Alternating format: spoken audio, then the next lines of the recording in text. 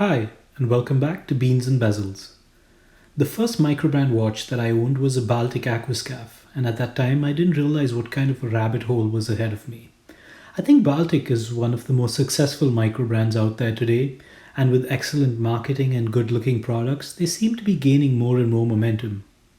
I reviewed the blue gilt HMS2 sometime last year, and while that was a good looking watch, I wasn't convinced enough to keep it for too long. And their GMT and dual crown compressor style divers didn't really do anything for me either, and seemed to be just following microbrand market trends instead of setting it.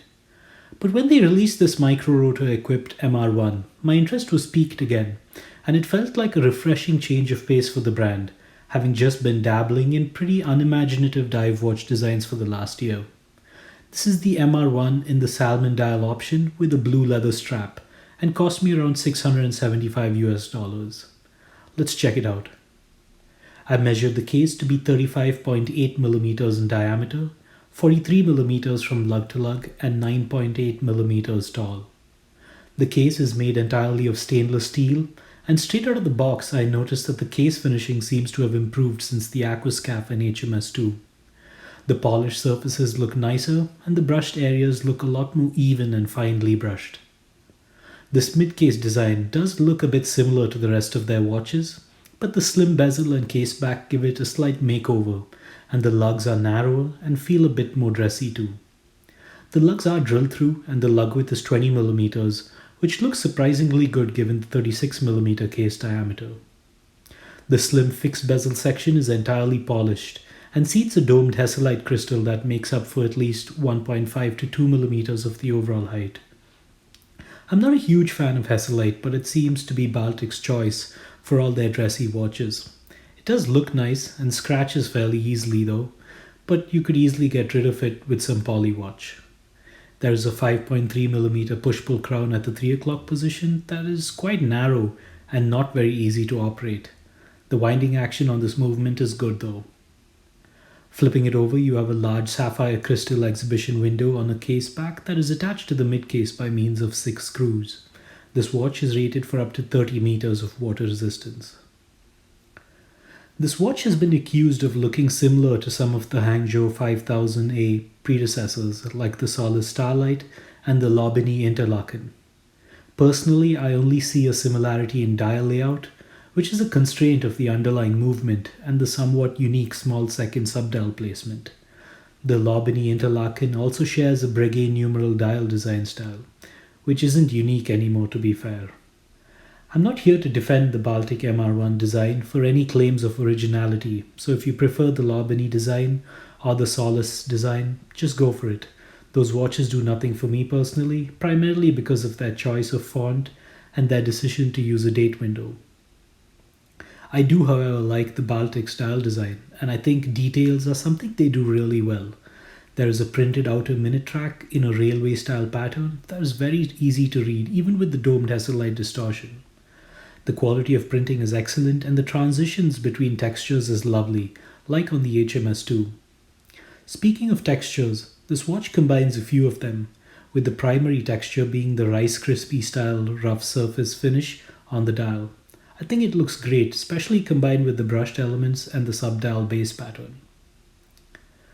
Another design decision that seems to have split people down the middle are the hour markers. Baltic decided to go with oversized Breguet numerals that are undeniably one of the main attractions here. I won't deny that they are large and larger than typically on most watches, but for some strange reason I kind of like it. It's quirky and makes this watch feel just a bit more casual to me. These markers are finished well and given their size and polishing, dramatically change appearance based on lighting and perspective. They go from a calm silver to completely black pretty quickly. To compete with the oversized numerals, you have an oversized small seconds register between the 6 and 9 o'clock markers. The sub-register has a concentric ring inner pattern with the printed seconds outer ring. This is easy to read and makes this watch very legible overall.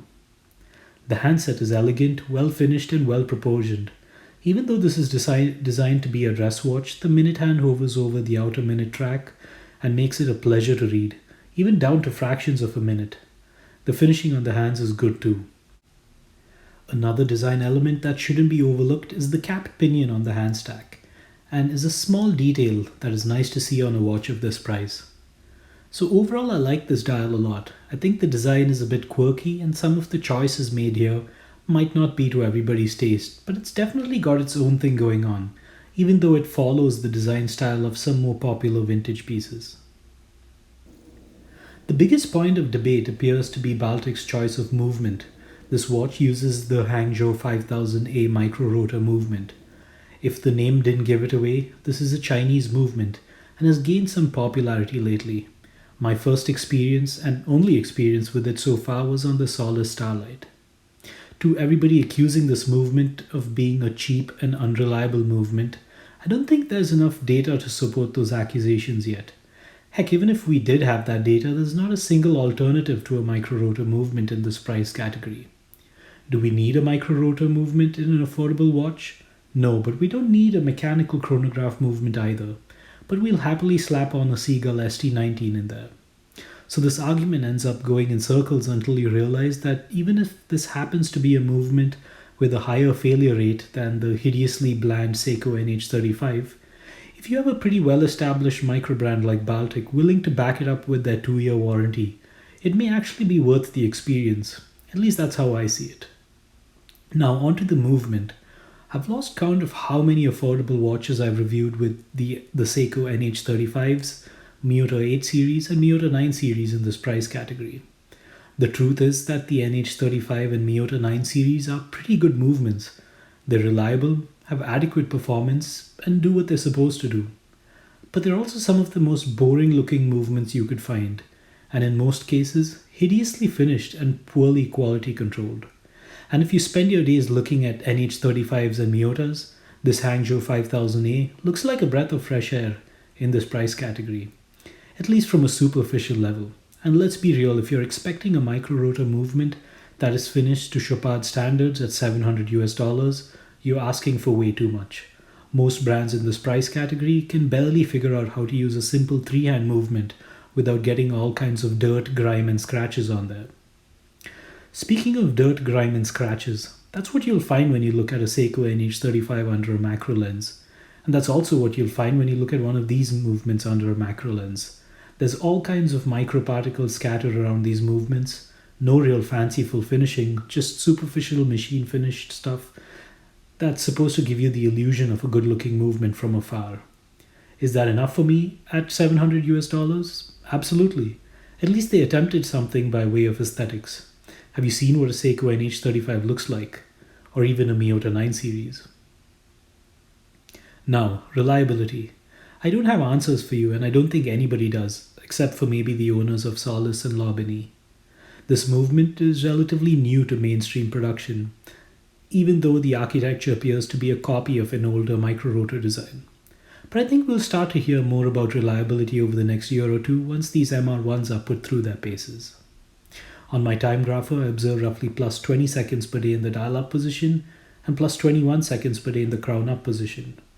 Not great performance if you're expecting to be within plus or minus 10 seconds per day, but the Miyota 9015 also operates in this range with minus 10 seconds per day to plus 10 seconds, plus 30 seconds per day, and minus 35 seconds per day to plus 45 seconds per day on the Seiko NH35s.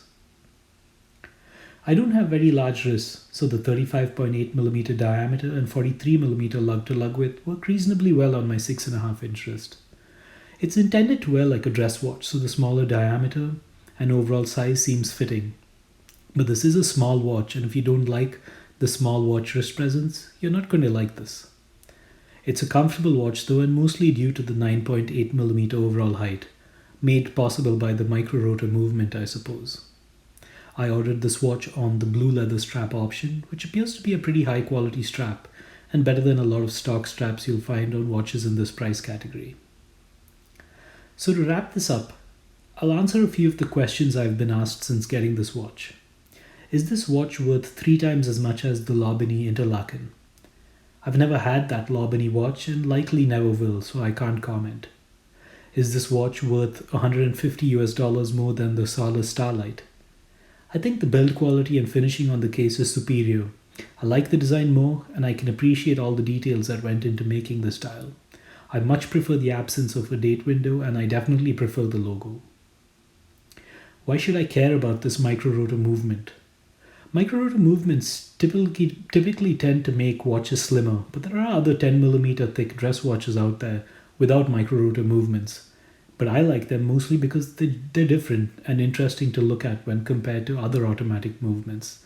And this one is cool to look at. And I'll conclude with this one.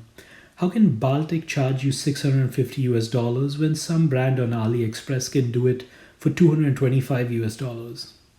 Baltic does not manufacture watches. They design, assemble, perform quality control on their watches, and then heavily market them to enthusiasts. AliExpress brands tend to be directly tied to manufacturers and hence also bring with that the benefits of low overheads and arguably boring and uninspired designs. Baltic is charging you for their design, their attention to detail in the assembly and quality control process, their brand positioning, and the overheads required to run a profitable business out of France. And the key is profitable. But the choice to buy one is yours. Just don't do it because everyone on Instagram is telling you to. As always, thanks for watching, and don't forget to read my other reviews in the link below.